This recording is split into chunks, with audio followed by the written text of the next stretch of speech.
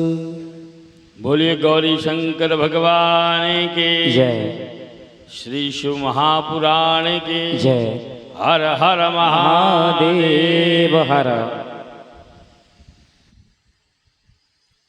संसार का अंतिम सत्य तो केवल भगवान का नाम ही है। कलयुग के केवल नाम आधारा और सुमर सुमर नर उतरा ही पारा। अंतिम सत्य यही है। और व्यास जी ने भी अंत में आवाज बढ़ा भैया, व्यास जी ने भी अंत में यही कहा है, अष्टादश पुराणेषु व्यासस्य वचनद्वयम् और परोपकाराय पुण्याय पापाय परपीडनम। 18 पुराणों का सार केवल यही है। क्या है?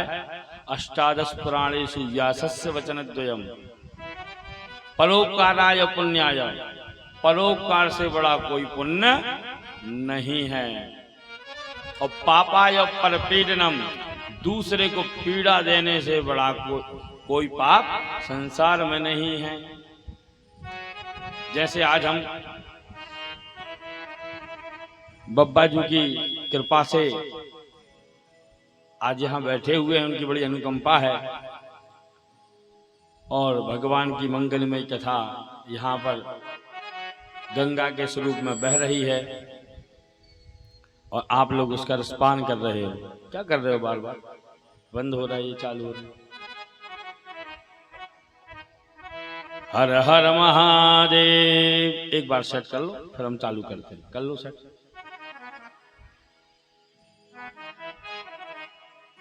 हर हर महादेव। संसार का अंतिम सत्य केवल भोलेनाथ ही है और कुछ नहीं। केवल भगवान का नाम। अब चाहे भोले के स्वरूप में पूजो, चाहे कृष्ण के रूप स्वरूप में, चाहे राम के स्वरूप में, चाहे दुर्गा मैया, चाहे हनुमान जी, चाहे किसी स्वरूप में भगवान का पूजो, अंतिम सत्य तो केवल भगवान का नाम ही है। और कलयुग में केवल 2 ही चीज हैं जो आपको मुक्ति और धन दिला सकती हैं। कौन कौन सी? बोले मुक्ति तो केवल भगवान का नाम ही दिला सकता है। भगवान का भजन, भगवान की साधना, भगवान की भक्ति, यही मुक्ति दिला सकती है। और धन चाहिए तो क्या करो? दान करो। दान करते रहोगे तो धन मिलता रहेगा। बोले दान किसे कहते हैं? ये पंडित जी से कथा करवा रहे हो, आप दक्षिणा दे रहे, ये दान नहीं है। ये तो पंडित जी ने मेहनत की, कथा बांटी, तो आप उसकी दक्षिणा दे रहे हो। ये दान में नहीं माना जाता। दान किसे कहते हैं? जो एक हाथ से दिया जाए और दूसरे हाथ को भी पता ना चले, ये 1 नंबर का सात्विक दान है। ये दान है 1 नंबर का दान, जो एक हाथ से दिया जाता है और दूसरे हाथ को पता ना चले, ये 1 नंबर का सात्विक दान। और दूसरा दान, इसको राजसी दान बोलते हैं, वो कहलाता है किसी के कहने पर दिया जाए। जैसे मैंने कहा, माता जी भगवान ने आपके ऊपर, लक्ष्मी जी ने कृपा की, ये हमारे भैया हैं, इनकी कन्या का विवाह हो रहा है, थोड़ा सा आप सहयोग कर दो इनका। आपने प्रसन्नता पूर्वक कर दिया। हाँ बताओ भैया, आपकी कन्या को क्या कर सकते हैं? उन्होंने कहा, माता जी कुछ नहीं है, आप 5 साड़ी दिला दीजिए या 1 सूटकेस दिला दीजिए। आवाज क्या है? कूलर बंद कर दो।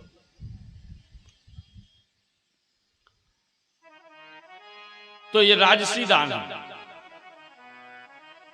राजसी दान में किसी के कहने पर दिया जाए तो राजसी दान भी सबसे अच्छा माना गया, वो भी अच्छा है। अरे आप, हमने कहा, आपने प्रसन्न चित्त पूर्वक इनको दे दिया, और जब आपने इनको दे दिया तो वो भी राजसी दान कहलाता है। कि राजाओं महाराजाओं के यहाँ लोग जाते थे और मांगते थे, राजन मेरी कन्या का विवाह है और आप कुछ सहयोग कर दीजिए। करते थे राजा सहयोग, तो राजाओं की तरह जो दान दिया जाता है वो राजसी दान कहलाता है। और एक तीसरे नंबर पर होता है तामसी दान। तामसी दान कभी किसी को नहीं करना चाहिए। बोले क्यों नहीं करना चाहिए? बोले तामसी दान जो व्यक्ति करता है वो अधोगति को प्राप्त करता है। दान लेने वाला और दान देने वाला दोनों नरकगामी होते हैं। बोले तामसी दान क्या होता है? अब पंडित जी ने तो कहा जजमान से, जजमान जी आप थोड़े से धन संपन्न हैं, एक गरीब यजमान है उसका सहयोग कर दो। अब आपने गुरु जी तो हैं, कहना तो टाला नहीं कि दे तो दिया, आपने सहयोग कर दिया, लेकिन घर आके कह रहे अरे महाराज ने तो जान ही खा ली, ईखो दान दो ऊखो दान दो, और घर पे आके पछताओ।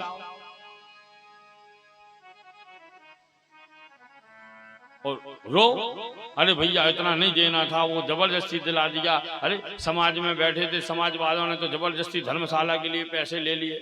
अरे माता का मंदिर बन रहा है, अरे ये हो रहा है, अरे जगदम्बा बैठ रही हैं, चंदा लेने आ गए, मुझे तो देना थे 500 ही ले गए 5000। अरे अब दे तो तुमने दिए ही है, अब रोने से क्या होता है? या तो देते ही नहीं तुम। और फिर देने के बाद में जो व्यक्ति पछताता है, रोता है और बार बार कहता है मैंने दान दिया, 4 लोगों को बतलाता है, तो ऐसा दान तामसी दान कहलाता है। आपने सत्यनारायण भगवान की कथा तो सुनी होगी, शायद ऐसा कोई व्यक्ति नहीं होगा जिसने सत्यनारायण भगवान की कथा ना सुनी हो। कौन है ऐसा व्यक्ति जिसने कथा नहीं सुनी सत्यनारायण भगवान की? सबने सुनी है। तो उसमें एक साधु नामक बनिया की कथा सुनी होगी आपने, सुनी ना? साधु नामक बनिया था, उसके यहाँ कन्या ने संतान नहीं हो रही थी। भगवान से कहा प्रभु संतान हो जाएगी तो सत्यनारायण की कथा कराएंगे। ऐसे मीठे वचन लीलावती से कहे, लीलावती गर्भवती हो गई, एक कन्या को जन्म दिया भगवान की कृपा से, जिसका नाम कलावती रखा गया। नाना प्रकार की और भी कथाएं हैं। भगवान ने उसकी परीक्षा ली, जेल यात्रा भी गया, फिर भगवान ने उसको दर्शन दिए। उसकी पत्नी ने कथा की जब, तो वह भगवान के धाम को गया। लेकिन वह दूसरे जन्म में क्या बना? सत्यनारायण की कथा में आता है कि वही साधु नामक बनिया दूसरे जन्म में क्या बना? राजा मोरध्वज। राजा मोरध्वज बना। और राजा मोरध्वज इतना प्रतापी राजा था, इतना प्रतापी राजा था कि तीनों लोकों में इसकी दान की महिमा गाई जाती थी। इसके घर में कोई भी व्यक्ति आ जाए, कहीं से भी आ जाए, कैसे भी आ जाए, और जो मांगेगा तो देता था। अब ब्रह्मा विष्णु महेश तीनों ने इसकी परीक्षा ली। कैसे ली? तीनों ने 3 महात्माओं का स्वरूप धारण किया। ध्यान से सुनिएगा बड़े, ये कथा सत्यनारायण की कथा आपने हजारों बार सुनी होगी, साधु बनिया की कथा सुनी होगी। अंत में आता है ना 5 व्यक्तियों ने कथा की तो दूसरे जन्म में क्या बने, तो ये वही कथा है। वो साधु नामक बनिया राजा मोरध्वज बना। तो ब्रह्मा विष्णु महेश 3 महात्माओं का स्वरूप धारण करके वो हाथ में एक सिंह को पकड़कर, सिंह अर्थात शेर को हाथ में लिया और कहां चले गए? राजा मोरध्वज के दरवाजे पर खड़े हैं, द्वार पर, और क्या कह रहे हैं? राजान भिक्षाम देहि, राजान भिक्षाम देहि, राजन भिक्षाम देहि। राजा दौड़े दौड़े दौड़े आए और मोरध्वज चरणों में गिरे, और चरणों में गिरे। वो कहते हैं वाह आनंद आ गया, आज मेरा महल पवित्र हो गया। 3 सिद्ध महात्मा आज मेरे द्वार पर आए हैं, आपकी चरणों की रज हमारे इस महल में गिरी, मेरा महल तो आज पवित्र हो गया। ब्रह्मा विष्णु महेश 3 महात्माओं का रूप धारण किए हुए थे, वो प्रसन्न हो गए, हंसने लगे। हाँ हाँ राजन, ये तो आपका बड़प्पन है, हम तो भिक्षा के लिए आए हैं। तो राजा मोरध्वज बोले क्या चाहिए महाराज? अंदर तो चलिए, पहले हमारे महल को पवित्र कर दीजिए। आसन दिया, बैठाया, चरणों को धोया। अब बताएं महाराज क्या चाहिए? सोना चांदी हीरा मोती माणिक जवाहरात, महल घोड़ा अटारी, यज्ञशाला के लिए भूमि, हवन सामग्री, यज्ञ की पूजन सामग्री, क्या चाहिए आपको? तो तीनों महात्मा कहने लगे भैया राजन ये सब हमें नहीं चाहिए, हम लोग तो सन्यासी आदमी, ये सब हमको क्या करना। तो बोले क्या चाहिए, आप आए क्यों हमारे यहाँ, आप कह रहे भिक्षा दीजिए। बोले भोजन चाहिए और कुछ नहीं चाहिए, हम लोग तो यहाँ से गुजर रहे थे, सुना कि आप बड़े प्रतापी दानी राजा हैं, तो भोजन की इच्छा हुई तो आपके यहाँ आ गए। तो राजा बड़े प्रसन्न हो गए। अरे महाराज बिल्कुल, ये कोई बड़ी बात थोड़ी है, चले अभी भोजन बनवाते हैं। आप क्या भोजन करेंगे। तो भगवान तीनों कहने लगे ऐसे नहीं करेंगे, पहले संकल्प लो। बोले क्यों, संकल्प क्यों ले। बोले बिना संकल्प के कोई दान लगता नहीं है, संकल्प लो। और अभी तुम्हारा भोजन हो चुका है हमें मालूम है, और तुम्हारी घरवाली ने भोजन बनाए थे, अब ही जान के क्या हो तीन तीन महात्मा आए हैं और इनके भोजन बनाओ। कब घरवाली का कहे दिन भर तो भोजन ही बनाओ धो गए, अब ही तो तना मना टाइम मिलो तो दोपहरी में, अब जो तीन तीन बाबा हो लुआ के लवा ले आए तुम, अब तीन तीन जनों के हम भोजन न बना पे हैं, बना ले तुम, इसलिए संकल्प करो। राजा मूलध्वज कहने लगे महाराज मेरी धर्म पत्नी ऐसी नहीं है, आप जो कहोगे सो 56 प्रकार का भोजन बनाएंगे।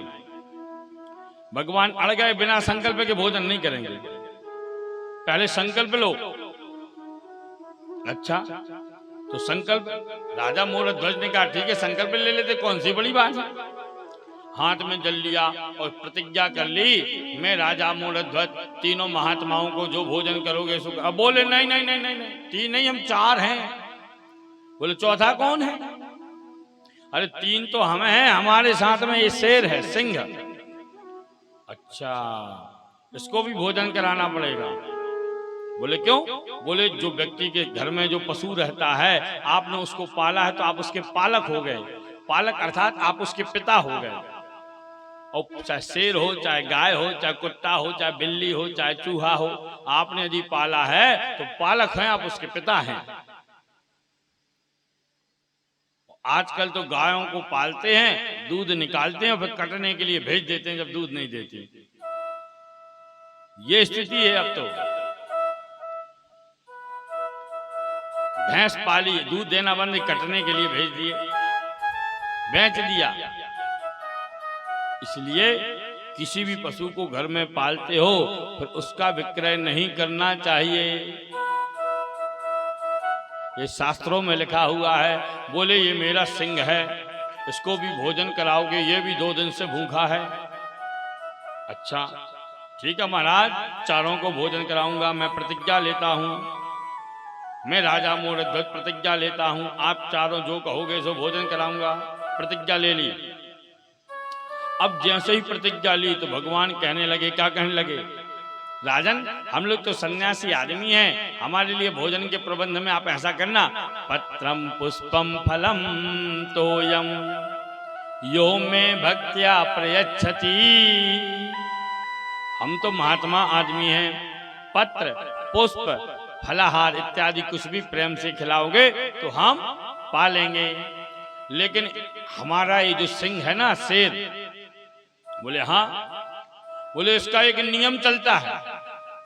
क्या नियम चलता है सिंह का। बोले प्रतिदिन ताजे बच्चे का मांस ग्रहण करता है। मेरा जो ये शेर, बड़े ध्यान से सुनना है कथा, सत्यनारायण भगवान की कथा कई बार सुन ली हुई है जीवन में, लेकिन जा कथा सत्यनारायण भगवान में कबू ने सुनी हो जो की है। सत्यनारायण भगवान की कथा कोई साधारण कथा नहीं है, बहुत रहस्यमयी कथा है। केवल पोथी बांट दी, पंडित जी ने हवन करवा दिया, आरती करवा दी, कथा हो गई, ऐसा नहीं है। सत्यनारायण भगवान की कथा कभी ध्यान से सुनो तो एक एक जो उसके पात्र हैं, जो चरित्र है, उससे शिक्षा लेने के लिए भगवान ने यह कथा का प्रारंभ किया, इस कथा का निर्माण किया, इस स्वरूप को भगवान ने सत्यनारायण भगवान का स्वरूप धारण किया। तो भगवान कह रहे हैं कि ये सिंह जो है हमारा राजन प्रतिदिन ताजे बच्चे का मांस ग्रहण करता है, और मैंने सुना है तुम्हारा एक ही पुत्र है। बोले हाँ एक ही पुत्र है।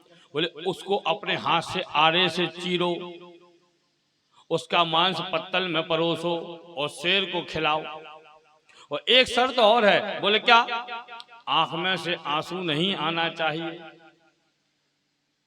तो राजा मूढ़ध्वज कहने लगे कि आंख में से आंसू नहीं आना चाहिए? बताओ, एक ही पुत्र, उसको आरे से चीरें, आंख में से आंसू भी ना आए, ऐसा हो सकता है संसार में? पिता से ही पुत्र की हत्या करवा रहे हो, लेकिन आपने तो वचन दे दिया, यदि वचन को पूर्ण नहीं करोगे राजन तो नरकगामी हो जाओगे। तो राजन कहने लगे, प्रभु ये रोने की मनाही क्यों की आपने? तो भगवान कहने लगे, जब कोई दान करता है और रो रो कर दान करता है तो दान देने वाला और दान लेने वाला दोनों नरकगामी होते हैं। वही बात आ गई ना कि तामसी दान है, जो रो रो के दान दे और जो रो रो के दान ले वो दोनों नरक में चले जाते हैं। देने वाला तो जाता ही है, लेने वाला भी नरक में जाता है। इसलिए कभी भी दान दो, उसके बाद कभी पछतावा मत करो। ये सौभाग्य मानो कि भगवान ने आपको दान देने के योग्य बनाया है। इसलिए जीवन में कभी भी दान करो, दान करते रहोगे तो लक्ष्मी घर में आती रहेगी,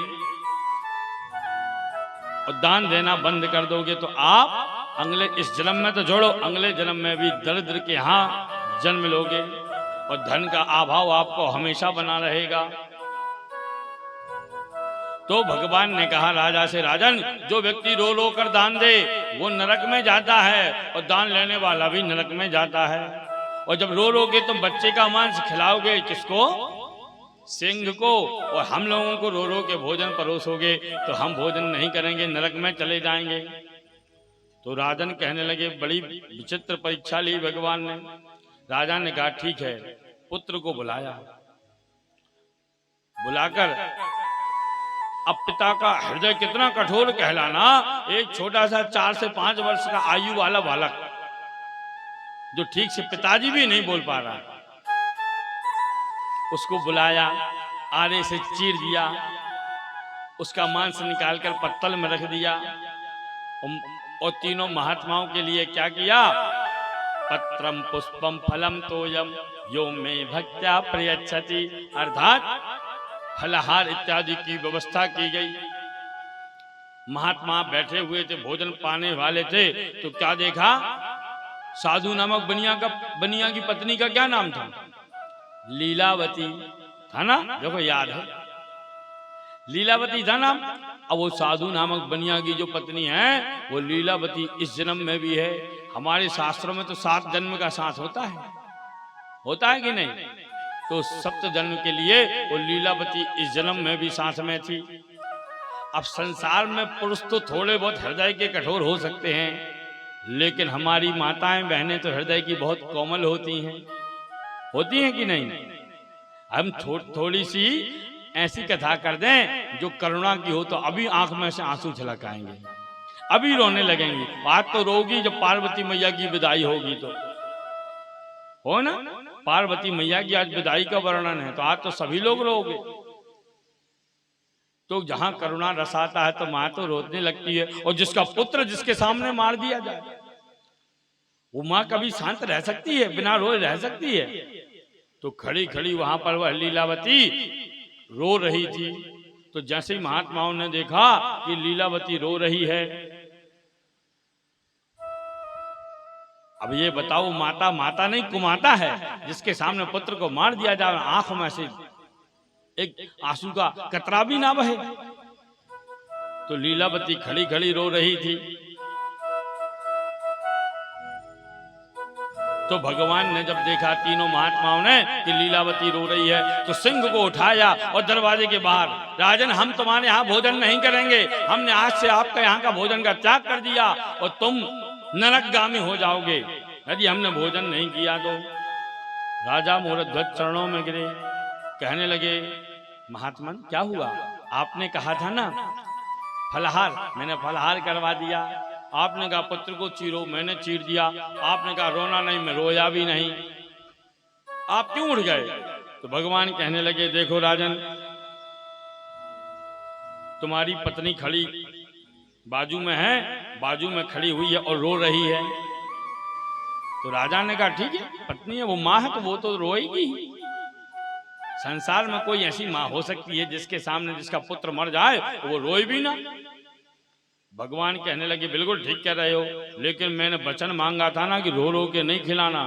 तो भगवान से कहने लगे कौन? मोरध्वज, वचन मैंने दिया था, मेरी पत्नी ने थोड़ी दिया था। भगवान कहने लगे वो अर्धांगिनी है, आधा अंग है तुम्हारा। यदि पति ने कोई प्रतिज्ञा ली है तो वो पत्नी का भी वचन माना जाता है। अर्धांगिनी है तुम्हारी, वो आधा अंग है। यदि पति शांत हो जाए और पति कोई प्रतिज्ञा लेके मर गया, पूर्ण नहीं कर पाया, तो पत्नी का धर्म बनता है उसकी प्रतिज्ञा को पूर्ण करना। और तुम तो जीवित हो और तुमने जो प्रतिज्ञा ली, पत्नी बाजू में खड़ी और रो रही है, मैं तुम्हारे यहाँ भोजन नहीं करूंगा, जा रहा हूं, जाओ तुम नरकगामी हो जाओगे। राजा मोरध्वज चरणों में गिरे, महाराज मैंने वचन दिया था वो तो पूर्ण किया, लेकिन लीलावती दौड़ी दौड़ी दौड़ी दौड़ी आई और चरणों में गिरी भगवान के, और रोती रोती क्या कह रही है, प्रभु बिल्कुल सत्य आपने कहा, मैं अर्धांगिनी हूं, लेकिन आधे अंग से मैं, बाएं अंग से मैं क्या हूं? पत्नी हूं, दाहिने अंग से मैं मां भी हूं। तो आप देखिए मेरी दो नेत्र हैं, मेरे दो नेत्र हैं। भगवान ने कहा हाँ। तो बोले माँ वाला जो नेत्र है ना दाहिना, उसमें से ही आंसू आ रहे हैं, बाईं आंख में से आंसू नहीं आ रहे हैं। तो आपने जो वचन मांगा था कि रोए ना, तो देखो मैं माँ होने के नाते रो भी रही हूँ और पत्नी होने के नाते मैं रो भी नहीं रही हूँ। आपका वचन पूर्ण हुआ, आप भोजन करिए। और रोती रोती जब भगवान के चरणों में गिरी, भगवान ने कहा राजा मोरध्वज, आज हम तुम्हारे और तुम्हारी पत्नी की इस प्रतिज्ञा से, इस भक्ति से प्रसन्न हो गए, और तीनों महात्मा जो ब्रह्मा विष्णु महेश बने हुए थे अपने स्वरूप में आ गए। बोलो भक्तवत्सल भगवान की जय। तीनों अपने स्वरूप में आ गए। मांगो क्या वर मांगना चाहते हो। और भगवान ने चमत्कार किया, भोजन कक्ष में से उसका पुत्र जो मरा पड़ा हुआ था वो जीवित हो गया और दौड़ता हुआ आकर अपने पिता की गोद में बैठकर किलोल करने लगा, खेलने लगा। बोलो भक्तवत्सल भगवान की। भगवान के भी नेत्र सजल हो गए। भगवान कहने लगे राजा मोरध्वज, आज हम तुम्हारी भक्ति से प्रसन्न हैं, मांगो क्या मांगना चाहते हो। आज यदि तुम त्रिलोक का सुख भी मांग लोगे तो तुमको मैं दे दूंगा। आज तुम वैकुंठ धाम भी मांग लोगे तो मैं तुमको दे दूंगा। आज तुम मेरा विष्णु पद भी मांग लोगे तो मैं तुमको देने के लिए सहर्ष तैयार हूं। केवल मांगो हमसे। आज तुम्हारी भक्ति से, तुम्हारी श्रद्धा से, तुम्हारे भाव से, तुम्हारे दान करने के तरीके से, तुम्हारे निश्चय से हम बिल्कुल प्रसन्न हैं। आज तुम बिल्कुल त्रिलोक का, अब देवता खड़े थे सब देख रहे थे, बोले भगवान यदि हमसे ऐसा करते हम पूरी लिस्ट बना के लाते कि ये दे दो, ये दे दो, ये दे दो, ये दे दो।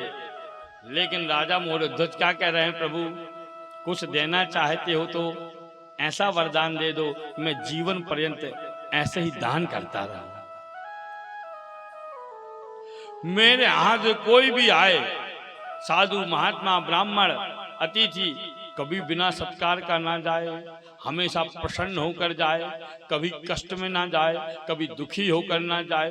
जो कामना लेकर आया है उसकी कामना मैं पूर्ण कर सकूं, जो दान लेने के लिए आया है मैं दान दे सकूं, केवल यही वरदान दे दो। भगवान ने कहा ये तो कृपा तुम्हारे ऊपर पहले से है, और कुछ मांगो। बोले प्रभु और ये दे दीजिए कि आपके चरणों के प्रति मेरी भक्ति बनी रहे, मेरी पत्नी, मेरा पुत्र और मैं हमेशा आपकी भक्ति करता रहूं। आप त्रिदेवों के चरणों की रज हमारे इस महल को हमेशा पवित्र करती रहे, और कुछ नहीं चाहिए। भगवान ने कहा तथास्तु। और भगवान ने जैसे ही कह के ऐसा जाने लगे तो राजा मोरध्वज ने कहा प्रभु तो एक वरदान मुझे और दे दो, मैं मांगता हूं। बोले क्या? बोले जैसी परीक्षा आपने मेरी ली है, जैसी परीक्षा आपने मेरी ली है, आगे आने वाला है कलयुग, कलयुग में कभी किसी की ऐसी परीक्षा नहीं लेना। बोले क्यों? बोले कलयुग में वैसे ही कोई आपके ऊपर विश्वास नहीं करेगा, टीका टिप्पणी करेंगे, अबे इतने यदि बड़निया नचवा दे जाए तो इतने से लगे ट्रैक्टर रखो है खड़े हो गए जगह में ले आदमों के लाने यही गांव के दूसरे के तो छोड़ो इतने से लगे ट्रैक्टर लो लेकिन कथा होगी कहा भैया अब हो आ तो हम आउट तुम तो चलो हम आ रहे और बैठ के ताश खेल हैं चाहे लेकिन भगवान की कथा सुनने का समय नहीं रहेगा और टीका टिप्पणी जरूर करेंगे। तो भगवान से कहने लगे प्रभु कलयुग में कोई आपका भक्त नहीं होगा बगुला भक्त ज्यादा होंगे और ऐसी परीक्षा आपने मेरे लिए कलयुग में कभी किसी की मत लेना। बोले क्यों? बोले कलयुग में वैसे कोई आपको नहीं पूजेगा आपसे द्वेष रखेंगे आप में नाना प्रकार की कमियां निकालेंगे नाना प्रकार के धर्म नाना प्रकार के पंथ नाना प्रकार के भगवान पैदा हो जाएंगे आपको कोई नहीं पूजेगा मनुष्यों की पूजा होगी भगवान की पूजा कम होगी। बोले बिल्कुल सही कहा। बोले तो कलयुग में कभी किसी की ऐसी परीक्षा नहीं लेना ऐसी परीक्षा लोगे तो और भी आपको कोई नहीं पूजेगा। तो भगवान ने कहा ठीक है मैं वरदान देता हूं कलयुग में कभी किसी की ऐसी परीक्षा नहीं लूंगा। कहने का तात्पर्य यह है मैंने कहा ना दान तो ऐसा दान करो गो शास्त्रों में लिखा है क्या लिखा है गुह्याति गुह्य गोप्तृत्वम ग्रहाणास्मत् कृतम जपम सिद्धिर्भवतु मे देवी तत्प्रसादान परमेश्वरी। जो भी दान पुण्य धर्म है जितना गोपनीय होगा उतना सिद्धिप्रद होता है। और आज यहाँ पर राजा हिमांचल क्या कर रहे हैं कन्यादान कर रहे हैं। किसको कर रहे हैं? जो त्रिभुवन के पति हैं जो त्रिपुरारी हैं बाबा भोलेनाथ को आज मैया पार्वती जी का कन्यादान करने बैठे हुए हैं। तो मैंने कल कथा सुनाई थी कि मैया मैना दरवाजे पे आरती लेके गई बाबा भोलेनाथ की आरती उतारी और उन्होंने भगवान का सांप देख लिया वासुकीनाग। जैसे ही वासुकीनाग को देखा तो वासुकीनाग ने मुंह फाड़ दिया। अब बताओ मैया हमारी चूहा से डर जाती हैं अब सांप यदि मुंह फाड़ दे तो ना जाने क्या हो जाएगा। तो मैना मैया ने जैसे सांप देखा तो मुंह मार दिया। भगवान के शरीर में मालूम है जब इनके भूत प्रेतों ने तैयार किया भोलेनाथ को कानों में क्या थे बिच्छू लटके हुए थे। वासुकीनाग कहने लगा महाराज हमें छोड़ के न जाइयो जीवन भर साधना करी थी कि जो ना तुम्हारा ब्याह हुई है तो हम गले में लिपड़ है। भगवान ने कहा जल्दी आ जाओ। बालों में जटाओं में पूरे सांप बैठे हुए हैं और तो और भगवान दूल्हे का जो सहरा बनता है ना वो भी सांपों का ही बना हुआ है। भस्मी लगी हुई है बाजुओं में छोटे छोटे 10-10 मिली सेंटीमीटर के पतले पतले नाग जो नाच रहे थे कि आज हम बाबा भोलेनाथ की बारात में जाएंगे। भगवान ने धारण किया अस्त्र शस्त्र क्या कुछ नहीं हाथ में डमरू और त्रिशूल है। अब जैसी मैया ने देखा कि वासुकीनाग ने मुंह फाड़ा तो वो तो बिल्कुल बेहोश होकर वहीं गिर गई। थाली आली पूजा की एक तरफ कहाँ पूजा आरती करने। जैसे आप बैठी हो यहाँ से कोई चूहा निकल जाए कहीं मैया उठ के खड़े के वहां हो जाएंगी कथा आता तो भैया सी कथा होता अरे चूहा आ गया।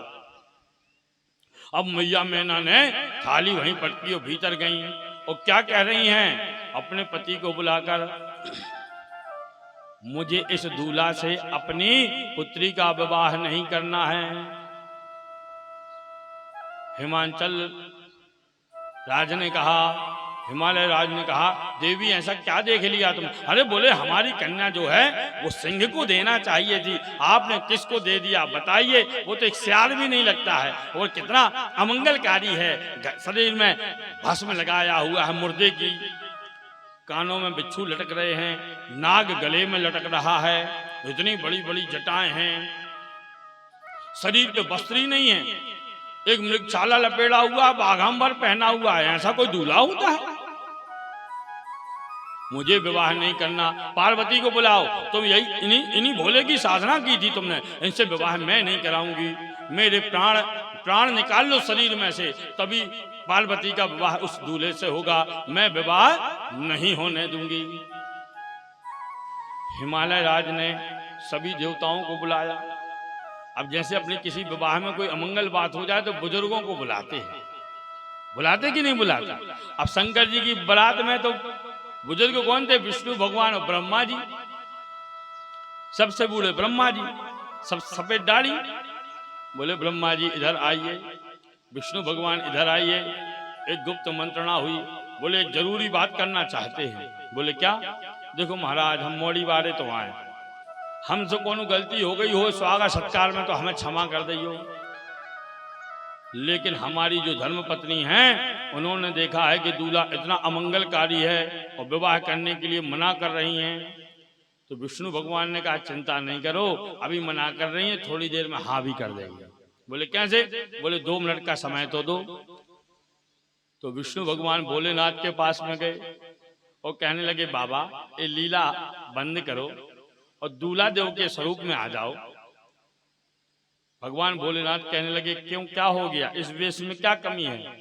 बोले हम जानते हैं कि अब ये आपके जितने शरीर में जे सांप बिच्छू गोहे लटके हैं, ये सब आपके भक्त हैं, ये इतने उत्साहित थे आपके विवाह में आने के लिए कि आपने उनको सिरोधार कर लिया, लेकिन आप सौम्य स्वरूप में आ जाइए। कर्पूर गौरम करुणावतारम संसार सारम भुजगेंद्रहारम सदा वसंतम हृदयारविंदे भवम भवानी सहतम नमामि। हे प्रभु, आप तो कर्पूर के समान गौर वर्ण के हैं, तो ये भस्म चिता की लगाने की क्या आवश्यकता थी? और आपकी सासू माँ ने आपको देखा और बेहोश होकर गिर पड़ी। तो भोलेनाथ कहने लगे नहीं नहीं, ये तो गलत बात बोल रहे हो आप। मेरी सासू माँ ने मुझे नहीं देखा, सांप को देखा है, इस बासुकी नाग को तो गिर गई। मुझे देखा होता, यदि मन पूर्वक मुझे देखा होता तो इनके लिए कोई भी अमंगलकारी मैं नहीं दिखता, मैं मंगलकारी इनके लिए दिखता। विष्णु भगवान ने कहा प्रभु ब्याह करवावे आए हो, ब्याह करवा लो, ना तो इसे बिना मोड़ी के जाओ। बिल्कुल सत्य कह रहा, रजिस्ट्री मिलकी, बिल्कुल सासू मातमाई बिल्कुल लड़बे तैयार है। वे कहनी हमारे प्राण निकल जाए लेकिन ये दूल्हा के संग मोड़ी को ब्याह न करो। शंकर जी कह रहे तो फिर क्या करें? बोले प्रभु इस रूप का त्याग करो। तो भोलेनाथ दूल्हा देव बन गए। बोला दूल्हा देव सरकार की जय। और सौम्य स्वरूप धारण किया। अब तो प्रभु साक्षात नारायण के समान गौर वर्ण के और पुरुषेशु राम। भगवान राम से विनती की प्रभु आपका स्वरूप दीजिए। भगवान राम ने कृपा करी और बिल्कुल प्रभु के समान सुंदर हो गए। तब मैया आई, उन्होंने आरती की। तब भगवान ने कहा मैया आपने मेरे नाक को देखा था, मुझे देखा होता तो ये सब कुछ नहीं दिखते। कहने का तात्पर्य यह है कि हमारी जो भक्ति है सांसारिक भक्ति है। सांसारिक भक्ति, हम संसार को देखते हैं। कौन केला लेके जा रहा है, कोई संतरा लेके जा रहा है, कोई सोना लेके जा रहा है, कोई चांदी लेके जा रहा है। भगवान को कोई नहीं देखता। भगवान को तो इन सब चीजों की आवश्यकता नहीं। भगवान को तो क्या चाहिए? सुमन। सुमन अर्थात सुंदर मन। आपका मन कितना सुंदर है। तो भोलेनाथ का कहने का तात्पर्य यही था कि आप मुझे देखती मैया तो आपको इस संसार की चीजें नहीं दिखाई देती। आप तो संसार की चीजों को देख रही थी, इसलिए मैं कैसे दिखाई पड़ सकता हूं। आरती हुई, द्वारचार हुआ। अब कन्यादान का समय आया तो चारों वेद ऋग्वेदोर्थ यजुर्वेद सामवेदो अथर्वण, चारों वेद पंडित जीवन के बैठे हुए हैं। ऋग्वेद, यजुर्वेद, सामवेद, अथर्ववेद, चारों वेदों ने मंत्र पढ़ना शुरू किया, स्वस्ति वाचन किया। अब कन्यादान का समय आया तो कन्यादान के समय पंडित जी पूछते हैं ना भैया ये बताइए दूल्हा तुम्हारे पिताजी का नाम क्या है? खेरे पूछते हैं कि नहीं? खेरे बखान होते कि नहीं होते? तुम्हारे आपका नाम क्या है, आपके पिताजी का नाम क्या है, आपके दादाजी का नाम क्या है, आपके परदादाजी का नाम क्या है? पूछते कि नहीं पूछते? 3 पीढ़ी के नाम पूछते हैं पंडित जी। तो वेदों ने, अब वहां बैठे थे नारद जी। अब नारद जी जहां हो तो थोड़ी बहुत तो मनोविनोद होगा ही। नारद जी ने चुटकी ली, वेदों से कहा हाँ खेरे बखान करो। वेद कहने लगे हाँ हाँ ब्रह्मर्षि बिल्कुल, तो पद्धति है विवाह की। हाँ भोलेनाथ से कहा प्रभु हे भोलेनाथ, अभी तो चेला बने हो, अब प्रभु थोड़ी कहेंगे। हाँ जजमान, आपका नाम क्या है? उन्होंने कहा मेरा नाम शंकर है। अच्छा, आपके पिताजी का नाम? अब भोलेनाथ आजू बाजू देखें, मेरा कोई पिता हो तो मैं नाम बताऊं, अब संसार के पिता तो हम ही हैं। तब नारद जी को बुलाया, बोले धराओ। बोले क्या काना भूसी चल रही थी? बोले प्रभु कुछ नहीं, वो तो विधि है विवाह की, वही चल रही और कुछ नहीं। बोले नहीं नहीं नहीं, बताओ तुमने कौन सी पुरिया पूरी? बोले नहीं प्रभु, ये पद्धति है विवाह की, अब आपको ध्यान नहीं है, वो पद्धति है, नाम पूछा जाता है। तो मेरा पिता कौन है संसार में? तो कहने लगे आप तो ब्रह्मा जी की भृकुटी से पैदा हुए रुद्र रूप में, तो बोल दो ब्रह्मा। बोले हाँ ठीक कहा। बोले मेरे पिताजी का नाम ब्रह्मा है। अच्छा, फिर उन्होंने कहा आपके दादाजी का नाम क्या है? शंकर जी कहने लगे, फिर बुलाया नारद को, धरा अब ये दादा कहां से आ गए? बोले नहीं, वो पद्धति है विवाह की, नाम बताया जाता है। बोले अच्छा, तो बताओ क्या बताएं? बोले तो ब्रह्मा जी किससे पैदा हुए? वो तो नारायण से हुए, विष्णु से। तो बोल दो दादा नाम विष्णु। तो उन्होंने कहा दादाजी का नाम? बोले नारायण। अच्छा, बोले परदादाजी का नाम? आप तो शंकर जी त्रिशूल और डमरू लेके खड़े, अरे हमें नहीं कराना ब्याह व्याह, अब परदादा कहां से ले आए? पिताजी तो बन गए और दादाजी बन गया, परदादा कहां से ले आना है हम? बोले नहीं, वो तो पद्धति है। तो नारद जी को बुलाए, धराओ अब ये लीला बंद कर दो, वरना मैं विवाह नहीं कराऊंगा, भाग जाऊंगा। तो नारद जी ने कहा प्रभु आप क्यों नहीं बता देते, नारायण के पिता कौन है? बोले नारायण मेरे शरीर से उत्पन्न हुए हैं। तो बोल लो परदादा मैं स्वयं हूं। तो शंकर जी ने कहा मेरे परदादा जी का नाम ही शंकर है, अर्थात मैं स्वयं ही हूं। वेदों ने विवाह कन्यादान प्रारंभ किया। तो सभी देवता आए भोलेनाथ से, कहने लगे भोलेनाथ एक लीला करिए आप। बोले क्या? बोले आपके जो ससुर बाबा हिमालय राज कन्यादान करने के लिए बैठे हैं, ये साक्षात आदि जगदम्बा मैया पार्वती का कन्यादान कर रहे हैं, और दुनिया में सबसे बड़ा दान कन्यादान ही होता है। जो कन्या का दान कर दे वो व्यक्ति मुक्ति को प्राप्त कर जाता है, वो दोबारा जीवन में कभी जन्म नहीं लेता। लेकिन कन्यादान 10 वर्ष की कन्या को कन्या कहा गया है, उसके ऊपर रजस्वला होती है तो कन्या नहीं मानी जाती, वो रजस्वला का दान करने से मुक्ति नहीं मिलती। इसलिए पंडित जी साथ में कन्यादान के साथ में गौदान कराते कि नहीं कराते हैं? इसलिए गौदान कराया जाता है कि रजस्वला कन्या का दान करने का जो दोष मुझे लगेगा वो गौदान करने से दूर हो जाएगा। इसलिए गैया दान की जाती है साथ में। अब तो गैया भी बंद हो गई, चांदी की देने लगी। अब तो चांदी की भी नहीं देते भैया, अब तो सुपारी रख लेते और एक सिक्का और एक सुपारी में गैया उन्हें कहूँ। 10,000 की गैया नहीं आ रही आज के समय में। बोले सबसा गाय दान की जाती है तभी कन्यादान का फल मिलता है। दूल्हा के लिए गैया दी जाती। तो बोले महाराज भगवान भोलेनाथ से सभी देवता बोले हिमालय राज मैया पार्वती जी का कन्यादान करेंगे तो ये मुक्त हो जाएंगे, और हिमालय राज यहाँ से चले जाएंगे तो पृथ्वी को बड़ी क्षति होगी।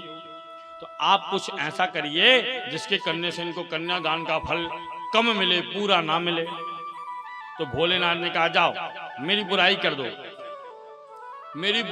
दो, मेरे विषय में कुछ उल्टा सीधा बोल दो। जब उल्टा सीधा बोलोगे इनके मन में संशय हो जाएगा मेरे प्रति, तो कन्यादान नहीं मिलेगा। तो सभी देवताओं ने कहा प्रभु आपके विषय में कोई गलत बोल ही नहीं सकता। बोले क्यों? सिर्फ द्रोही मम दास कहावा, जो भोलेनाथ का द्रोही है तो भगवान कहते हैं वो मेरा परम शत्रु है।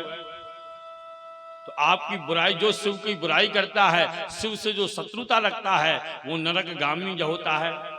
तो आपकी बुराई, आपके विषय में कुछ उल्टा सीधा हम तो क्या, हमारी 7 पीढ़ी तक के भगवान देवता भी नहीं बोल सकते।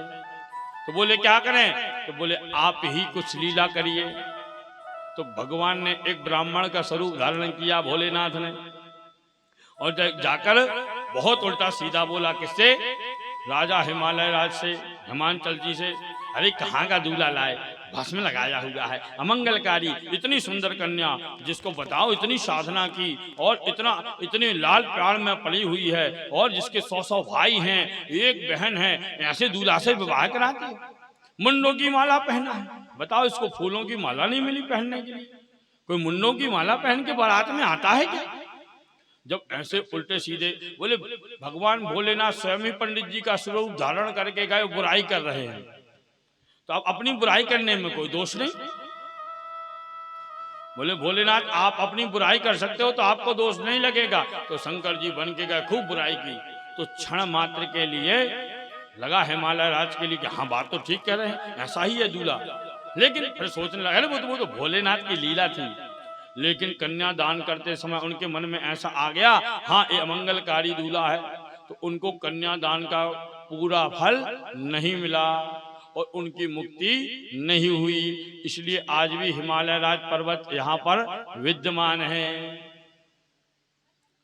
कन्यादान हुआ, मैया का कन्यादान किया, भगवान ने अपने दाहिने अंग में विराजमान किया। जब लौट पटा हुआ तो मैया को बाएं अंग में लिया, भगवान ने सिंदूर दान किया।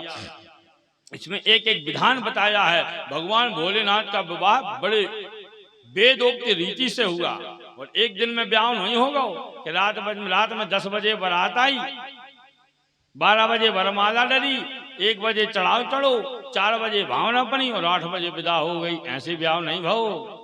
बोले कैसे भाव ब्याह? बिल्कुल वेदोक्त रीतों से कई दिनों तक, इसमें लिखा है बहुत दिनों तक बारात रुकी हुई है, बहुत दिनों तक बारात रुकी हुई है। ऐसा विवाह हुआ है, बहुत मनोविनोद, बहुत हंसी मजाक, बहुत हास परिहास विवाह में हुआ।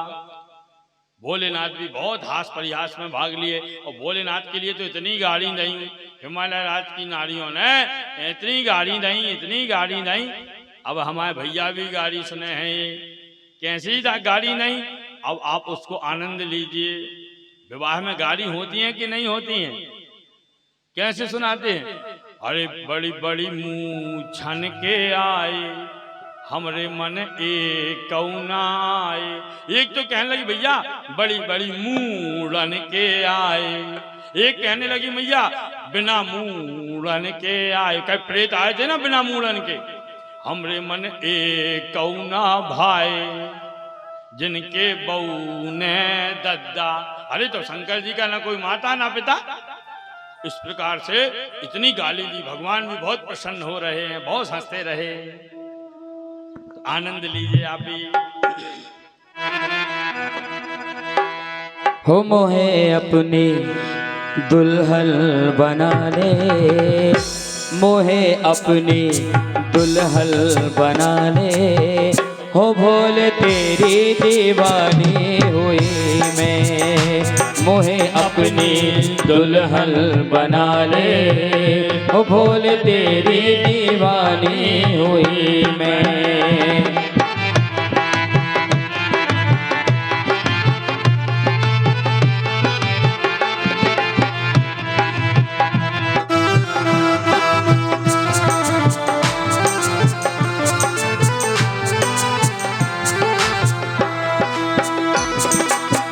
हो मैं दीवानी, हो मैं दीवानी, हो मैं दीवानी दीवानी दीवानी, हो मैं दीवानी दीवानी दीवानी। हो मोहे अपनी दुल्हन बना ले, हो मोहे अपनी दुल्हन बना ले। हो भोले तेरी दीवानी हुई मैं, मोहे अपनी दुल्हन बना ले। भोले तेरी दीवानी हुई मैं।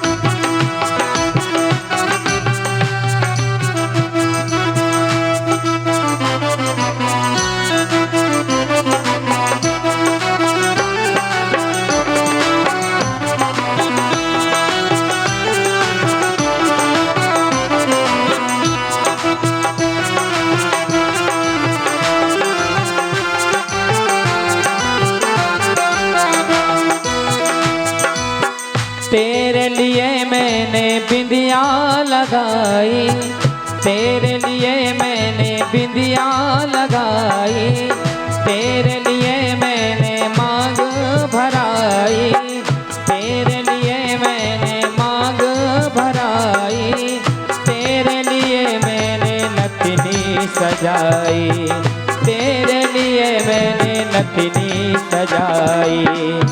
अब हाथों में मेहंदी रचा दे, अब हाथों में मेहंदी रचा दे।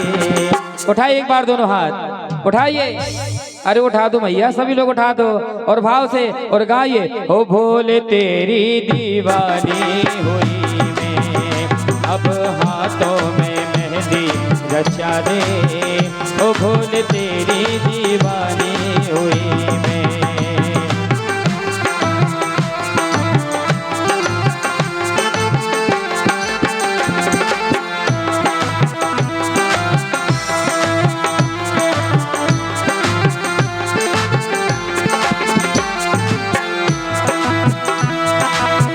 तुमको सौंप दिया ये तन मन, तुमको सौंप दिया ये तन मन, तुम ही हो मेरे जीवन धन, तुम ही हो मेरे जीवन धन, ओ बिन तेरे सुना ये जीवन, बिन तेरे सुना ये जीवन। अब आके मोहे अपना ले, अब आके मोहे अपना ले, हो भोले तेरी दीवानी हुई मैं, अब आके मोहे अपना ले, भोले तेरी दीवानी हुई मैं।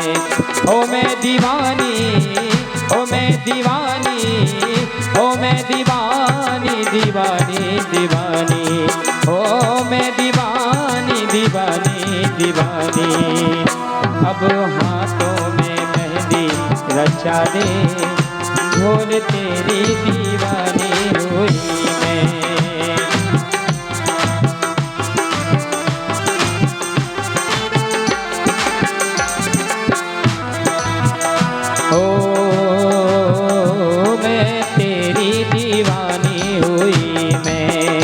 भोले तेरी दीवानी हुई मैं, ओ भोले तेरी दीवानी हुई मैं, भोले तेरी दीवानी हुई मैं, भोले तेरी दीवानी हुई मैं। हर हर महादेव। अब विवाह तो संपन्न हो गया, तो विवाह के बाद क्या होता है? जब मंडप में से जब विवाह पंडित जी कहते थे संपन्न हो गया, आशीर्वाद दीजिए, सभी ने आशीर्वाद दिया वर वधू को, और मैया पार्वती जी को अंदर ले जाते हैं ना, दुल्हन को अंदर ले जाते हैं थोड़ी देर के लिए, चलो बेटा अंदर चलो, अंदर ले गए। तब वहां पर लिखा हुआ है शिव पुराण में कि मैया पार्वती जी को जब अंदर ले गई हैं मैना, तो उन्होंने उनकी जो घर की पुरोहितानी थी ना, ब्राह्मण की पत्नी, उनको बुलाया और कहा प्रणाम करो इनके लिए। उन्होंने दूर से प्रणाम किया, बोले मैं माँ हूँ, मैं यदि तुमको कोई बात समझाऊंगी तो तुम उसको प्रेम से आनंद से ले लोगी, लेकिन ये हमारे ब्राह्मण की पत्नी है, हमारे कुल पुरोहित की पत्नी है, ये तुमको शिक्षा देंगी, इसको जीवन भर अपने हृदय में विराजमान रखना। इनका एक एक शब्द जो महिलाएं सुनती हैं, इसको कहते हैं क्या? पतिव्रता नारी का जो धर्म होता है उसके कुछ नियम होते हैं। जो नारी इन नियम को पालन करती है वो भगवान के धाम को जाती है, वो साक्षात शिव स्वरूपा कहलाती है। तो क्या कह रही हैं दुष्ट की पत्नी, ब्राह्मण पत्नी जी कह रही हैं, धन्या पतिव्रता नारी नान्या पूज्या विशेषतः, पावनी सर्वलोकानां सर्व पापौघनाशनी। हे धन्य पतिव्रता जो नारी है वो धन्य होती है, नान्या पूज्या विशेषतः, वो हर जगह पूजित होती है, पावनी सर्वलोका नाम। इस लोक में तो छोड़ो, सभी लोकों में वह पूजनीय होती है और सर्व पापौघ नाशनी। ऐसी नारी का यदि दर्शन भी हो जाए तो क्या होता है, बोले जन्म जन्मांतर के जितने पाप हैं वो तत्काल भस्मीभूत हो जाते हैं।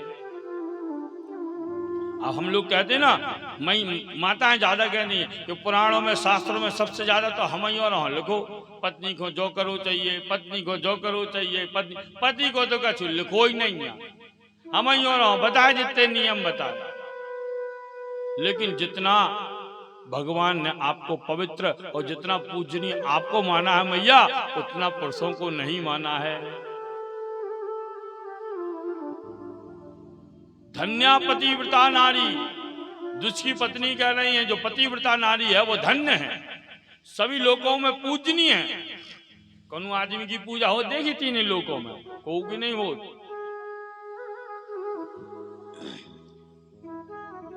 जिसने पति व्रत धर्म पालन किया हो वो पूजनीय हो गया हो, कहीं किसी को नहीं। यहां तक कि भगवान राम ने भी प्रतिज्ञा ली थी तो उनको भी ना जाने कितनी प्रकार की बातें सुननी पड़ी, है कि नहीं। लेकिन हमारी जो पतिव्रता नारी हैं ये साक्षात शिव स्वरूपा होती हैं। इसमें लिखा हुआ है कि वो समझा रही हैं मैया पार्वती जी को, स्त्री को चाहिए कि जब पति भोजन कर ले उसके पश्चात में स्त्री को भोजन करना चाहिए। अब ऐसा नहीं भोजन बनाया सबसे पहले अपने पा लिया और पति बेचारा भूखा ही बैठा है। मैंने एक दिन और बताया था, अब पति को यदि 9 बजे ऑफिस जाना है तो आप ऐसा नहीं सुबह उठ के खाली भजन पूजा में ओम जय शिव ओंकारा लगी रहो, तेरा तुझको अर्पण क्या लागे मेरा, आरती पूजा घंटी संग सूप बज रहे, पति बेचारो भूखो खड़ो। तो शिव पुराण कहता है पतिव्रता नारी को सबसे पहले अपने पति की सेवा करनी चाहिए।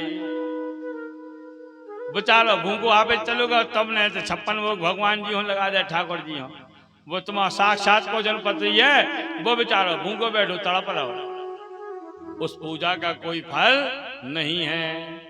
तो पत्नियों के लिए सबसे पहले क्या है, पति की सेवा सर्वोपरि है। और यदि पति कहीं बाहर से आता है तो और आपको बुलाता है तो देखो जो कुंवारी कन्याएं बैठी हैं वो ध्यान से सुनना, माता तो ध्यान से सुन ही रही हैं, आप लोग भी ध्यान से सुनना। आपका कल विवाह होगा, उसके पश्चात यदि आपने नियम पालन कर लिए तो आपको किसी देवी देवता की पूजा करने की आवश्यकता नहीं है, आप स्वयं शिव स्वरूपा हो जाओगी। जब पति कहीं से बाहर से आता है, यदि वह बुलाता है तो सभी कार्यों को छोड़कर तुरंत पति के पास में जाना चाहिए। ये ब्राह्मण की जो पत्नी है वो मैया पार्वती को शिक्षा दे रही हैं, क्योंकि मैया मैना ने कहा है मेरी कन्या को समझाओ। ये तो लाडली रही ना, क्योंकि मायका तो मायका ही होता है। यदि दोपहर में 2 बजे भी सो गई तो कोई टेंशन नहीं, सुबह यदि 8 बजे की भी सो के उठी यदि लड़की कन्या घर की तो कोई बात नहीं, और ससुराल में यदि 6 से 6:15 हो गए तो 600 से 650 बातें तो सास की लानत पकड़ा ही देने कहानी। ससुराल तो ससुराल भैया, माँ का तो माता पिता जानते, कन्या है जब तक आराम है, इसके बाद तब ससुराल जाना ही है।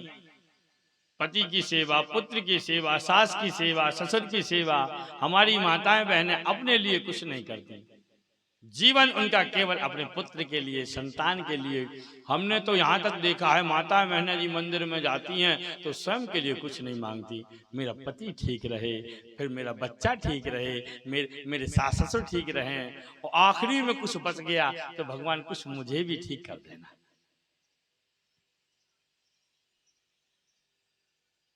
माताएं अपने लिए, माँ का जो जीवन है खुद के लिए नहीं है, ये तो परोपकार का जीवन है।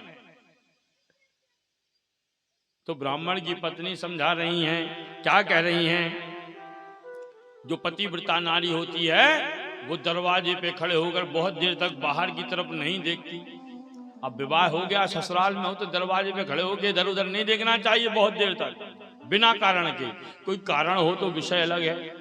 अब ऐसे नहीं बैठ के 1-1 घंटे खड़ी हुई हो तो लोग क्या कहेंगे, मोहल्ला पड़ोस की कैसी बहू है, ससुर जा रहा है, कोई ककिया ससुर है, मोहल्ला का है, पड़ोस का है, बड़े बुजुर्ग हैं, उनका सम्मान भी नहीं करती, दरवाजे पे खड़ी रहती है कि नहीं। इसलिए बहुत देर तक दरवाजे पर खड़े नहीं रहना चाहिए। और क्या लिखा है, यदि पत्नी बीमार है, रोगी है, तीर्थ यात्रा पे नहीं जा पाती है, तो उसको मालूम है क्या करना चाहिए।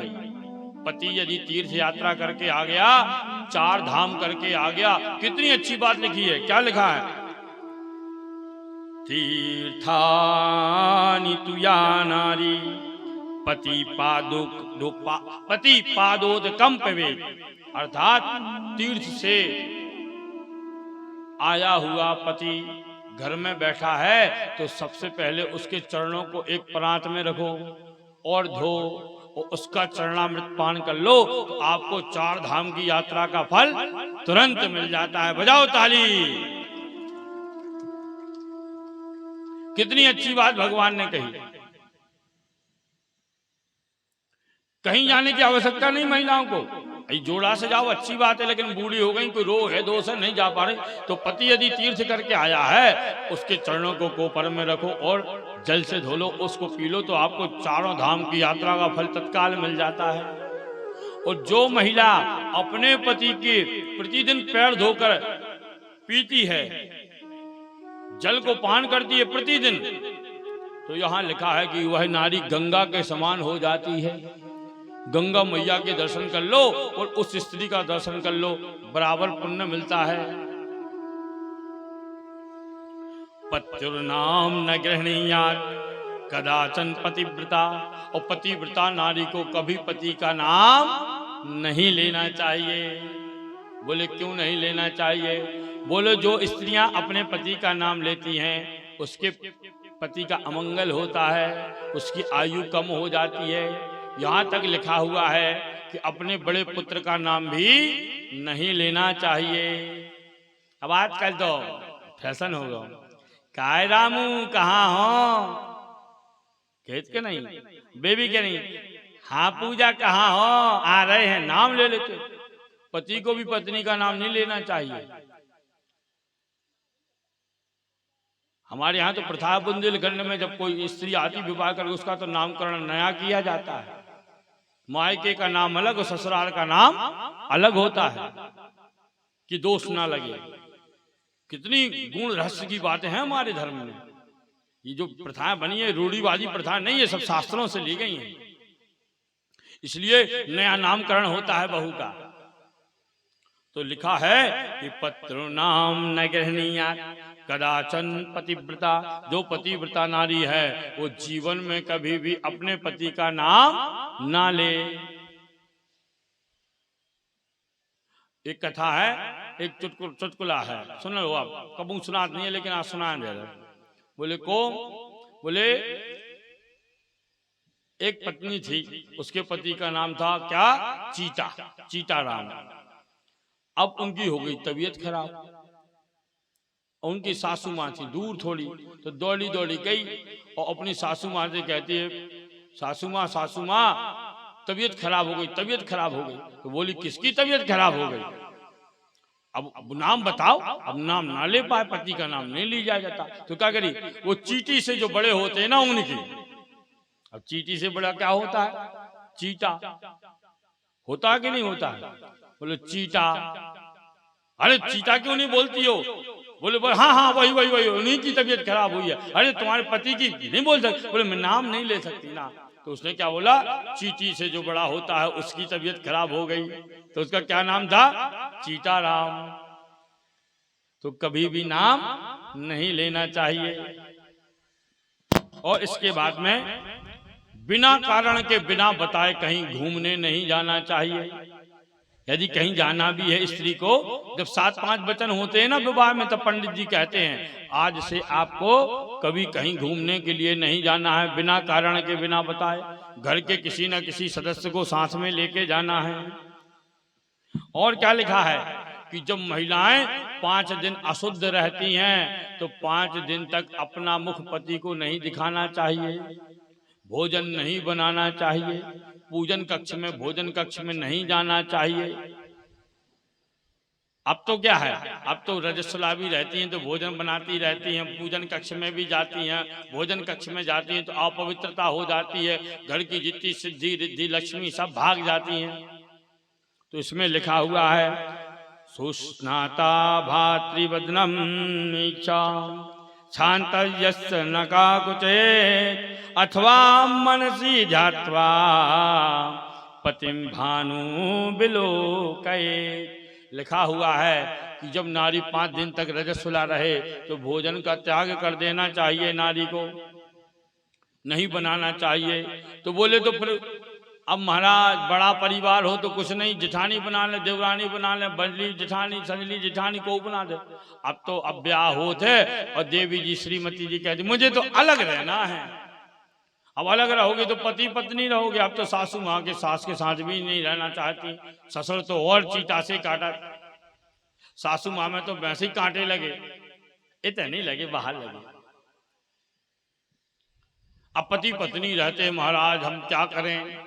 तो लिखा हुआ है कि पुरुषों को तो कम से कम 4 दिन की महीने में छुट्टी देते हैं, रविवार की छुट्टी मिल जाती है।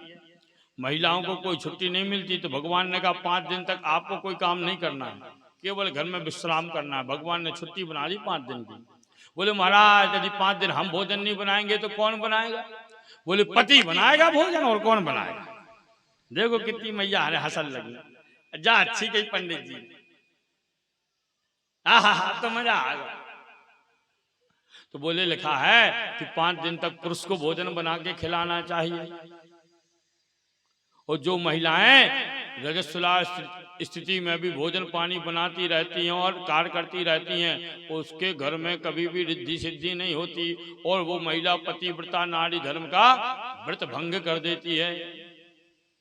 और लिखा हुआ है जब 5 दिन के रजस्वला के बीत जाएं, 5 दिन तक पति का मुख नहीं देखना चाहिए। और जैसे ही स्नान करके आए तो सबसे पहले पति का मुख का दर्शन करना चाहिए। और बोले पति नहीं है तो क्या करें, विदेश गया हुआ है, नहीं है तो लिखा हुआ है पतिम भानु बिलोकये। भानु अर्थात सूर्य, स्नान करके सूर्य भगवान को प्रणाम करना चाहिए, सूर्य भगवान का दर्शन करना चाहिए। सबसे पहले सूर्य भगवान को प्रणाम करना चाहिए। तो बोले 5 दिन में जो अशुद्धि हुई थी उससे पवित्रता प्राप्त हो जाती है। और क्या लिखा है नोलू खले न मुसले ना वर्धन्याम दुसद्दपि ना अंत्र के न देहिल्याम सती ना प्रवसेत कुचित। महिलाओं को कभी ओखली पर नहीं बैठना चाहिए। उखल होता है ना, उखल पे कभी नहीं बैठना चाहिए। मूसल, जो मूसल होता है ना कूटने वाला, उस पे भी कभी नहीं बैठना चाहिए। झाड़ू पे तो कभी लात भी नहीं लगाना चाहिए। बोले क्यों नहीं मारना चाहिए फिर। बोले झाड़ू का नाम है दरिद्र हारणी, जो दरिद्रता को बाहर निकालती है, लक्ष्मी को अंदर लाती है।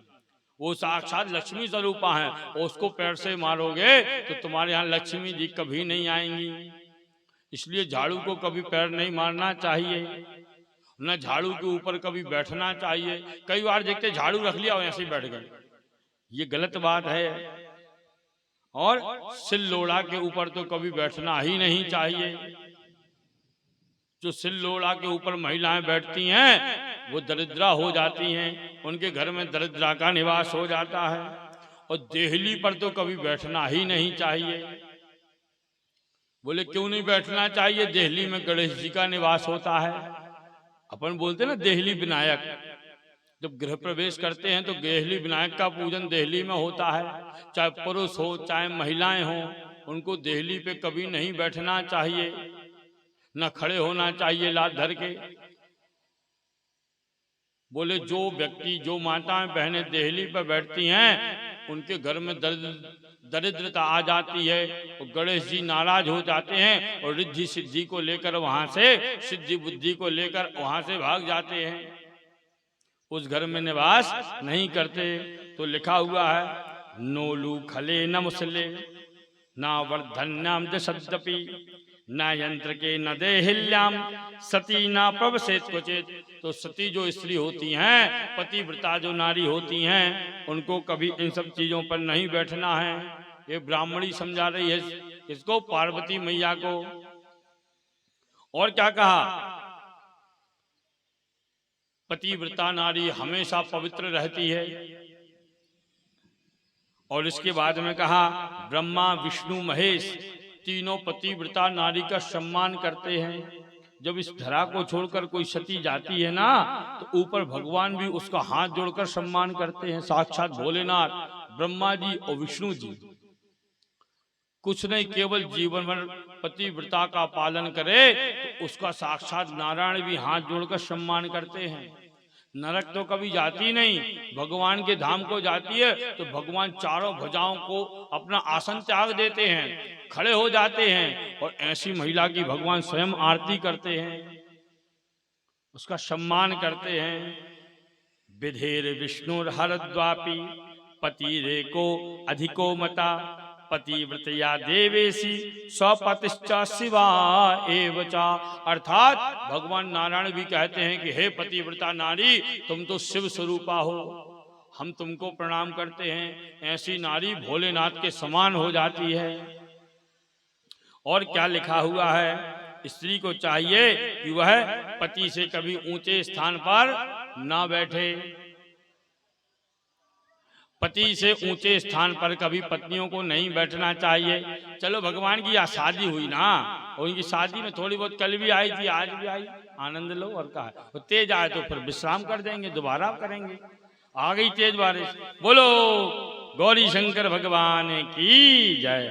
एक पर्दा डालो, जब तक बरसाती डालो, भगवान का भजन संकीर्तन करते हैं, 2 मिनट बाद शांत हो जाएगी बरसात, तो शुरू करेंगे। दो भैया जल्दी दो, बरसाती दो।